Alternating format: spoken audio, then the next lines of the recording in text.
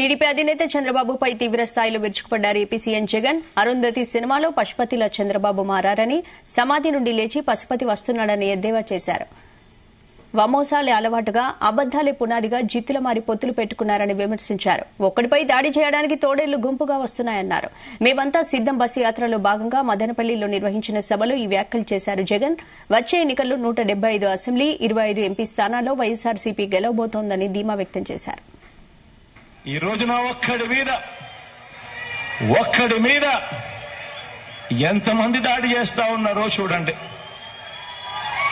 ఒక ఈనాడు, ఒక ఆంధ్రజ్యోతి, ఒక TV5, ఒక చంద్రబాబు నాయుడు గారు, ఒక దత్తపుత్రుడు, ఒక బీజేపీ, ఒక కాంగ్రెస్, వీళ్ళందరికీ తోడు కుట్రలు కుతంత్రాలతో ఈరోజు రాజకీయాలు కేవలం ఈ ఒక్క జగన్ కోసం, ఒక్క జగన్ను వ్యతిరేకించడం కోసం ఎంతమంది ఏకమవుతా ఉన్నారు అనంటే ఆలోచన చేయమని అడుగుతా ఉన్నాను.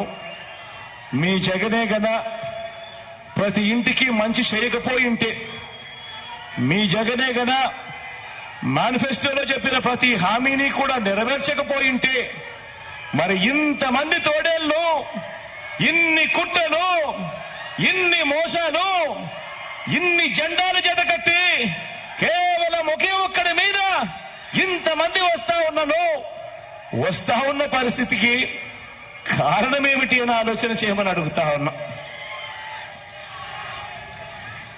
కానీ వాళ్ళందరికీ కూడా తెలియని విషయం ఒకటి ఉంది. ఇంతమంది జతకట్టి వచ్చినా కూడా వాళ్ళందరికీ తెలియని విషయం ఒకటి ఉంది.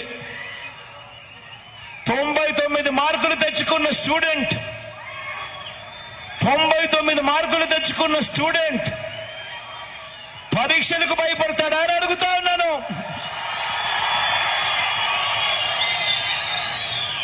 అటువైపున గతంలో వాళ్ళు పరీక్షలు రాసినప్పుడు 10 మార్కులు కూడా తెచ్చుకోని స్టూడెంట్ పరీక్ష పాస్ అవుతాడా అని అడుగుతా ఉన్నాను. ఎన్నికల మేనిఫెస్టోను ఓ బైబిల్ గాను, ఓ ఖురాన్ గాను, ఒక భగవద్గీత గాను భావిస్తూ ఏకంగా 99% వాగ్దానాలు నెరవేర్చిన మన విశ్వసనీయత ముందు 10% వాగ్దానాలు కూడా తన హయాంలో ఎప్పుడు నెరవేర్చని మోసం చేసిన బాబు, ఆయన కూటమి నిలబడగలుగుతుందా అని అడుగుతా ఉన్నాను. ఈ సందర్భంగా గట్టిగా 2 చేతులు ఇలా పైకెత్తారు, 2 చేతులు పైకెత్తి ఇలా ఇలా ఇలా ఇలా ఇలా ఇలా ఇలా ఇలా ఇలా ఇలా.